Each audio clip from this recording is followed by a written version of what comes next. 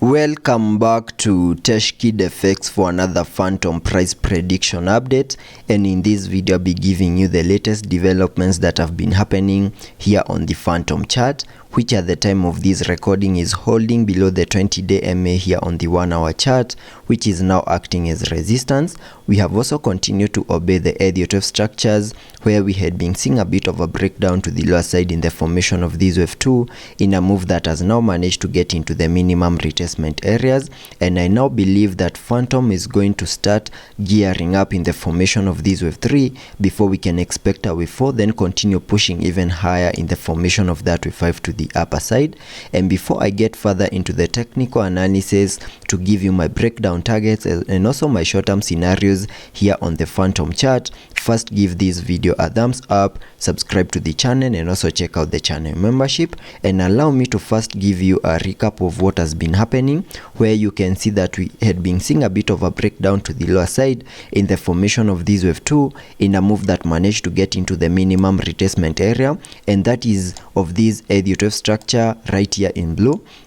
And having fully maximized our minimum retracement area in the formation of that wave 2, whatever we expected next was the start of an impulsive wave in the formation of this wave 3. And in the formation of this wave 3, which is an impulsive wave, I also expected to see a 5-wave structure in formation, having the wave 5 fully maximizing our target areas and also giving us the high for that wave 3 to the upper side. And it is this micro Elliot wave count within the formation of this wave 3 that is going to give me the short-term scenarios here on the Fantom chart, where you can now see that we have this Elliot structure in red, having that as the first wave. Then we have also seen the low for that second wave, and I now believe that whatever we are seeing could be the start of that wave 3 to the upper side. And in my previous videos, within the formation of this wave 3, which is an impulsive wave, I also expected to see a 5-wave structure in formation within the formation of that wave 3, having the wave 5 fully maximizing our minimum target areas.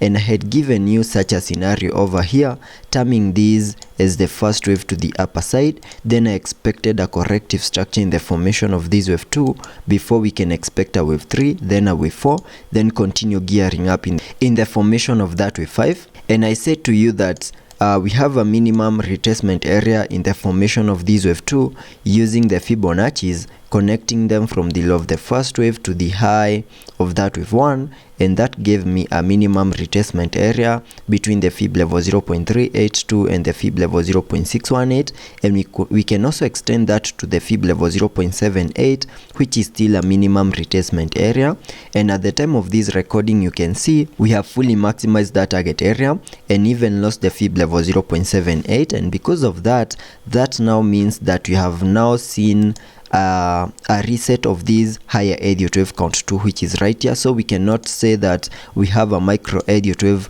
within the formation of this wave 3, and the alternative scenario to all these is that we can term this whole structure giving us a peak at around the $0.4836 mark as the first wave to the upper side. So we can have the alternative scenario having these as the high for that first wave to the upper side, and whatever we are seeing is a corrective structure in the formation of this wave 2, and using the Fibonacci's once more, connecting them from the low of the first wave down there to the high of that wave 1, that now gives me a new target area between the fib level 0.5 and the fib level 0.78. And the reason as to why I'm doing this is to accommodate the breakdowns that we are seeing at the moment, and this is a target area that now lies between the $0.4404 mark and the $0.4151 mark, and it is within this red target area that I'm now expecting to see the low for this second wave before we can start gearing up in the formation of that wave 3,